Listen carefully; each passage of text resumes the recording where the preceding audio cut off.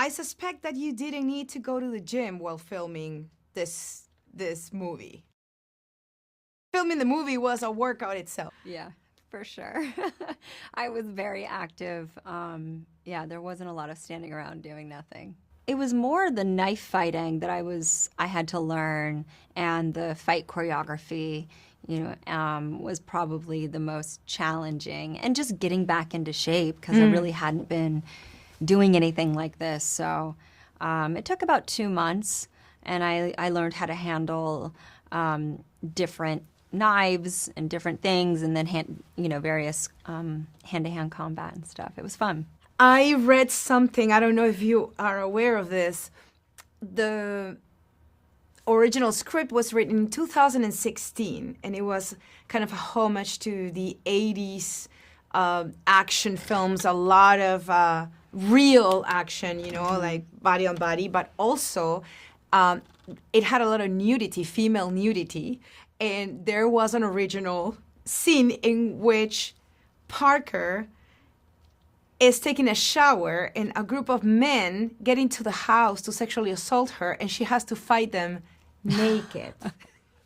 I may have read a version of that, actually, and I was like, absolutely not. Yeah. It wouldn't surprise me that was one of the early versions of the movie. But I would say what's nice about these producers, when they brought me the film, I had a lot of notes on what it would take for me to do it. And one of the things that I was really proud of that we got to do was to really make a movie that women would want to see through the lens of a woman. So the DP, the director, women, the on-set producers, women, and the production designer, a woman. A lot of heads of departments were women. And so bringing a real kind of feminine fierceness to this genre, which is very male fantasy dominant. I mean, it's the male fantasy of machismo, and it's also the male fantasy of what they think a badass chick looks like. She's in a shower about to be assaulted, and then she kicks ass naked, right?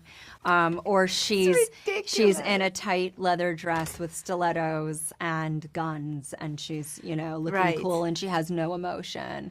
And I wanted her to feel like your homegirl, like your friend, like your cousin. From the wardrobe and on, you could see that. Yeah, she's like a real person in the world, and she wears practical clothes that would make sense for where she's at. And also I wanted to bring that vintage vibe. I wanted it to feel a bit of like my culture, my heritage. You feel that like Mexican-American essence in there, so that's nice.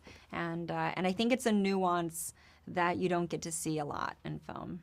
And let's talk about that. New Mexico, you filmed in New Mexico, and again, the clothes, the earrings, everything was screaming New Mexico, and I loved it.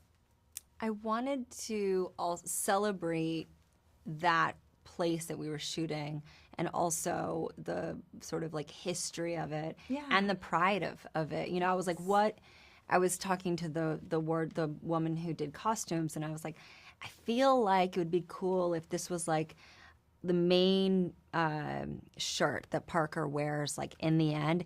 It's something that she got passed down from like her grandmother, and it's like hand embroidered and something, and maybe the earrings were also passed down from another relatives, and it just feels feels like old, and like the ancestors were here, know. Exactly. And I just and the jacket is like from her dad, and so it just, you have that and kind of infused, and it's subtle, and it's in the background, but it, to me, it felt poetic, and it's what Molly the director, she also really loved those layers inside of the story and the character. And again, guys, I know wouldn't notice those little things, but we do, in an action movie. It's like, okay, I like, I like the wardrobe, and I like because the earrings. We as women look at a chick in stilettos and a leather dress, or a fight scene butt naked in a shower, and we're like, why? Yeah. That's so dumb, right?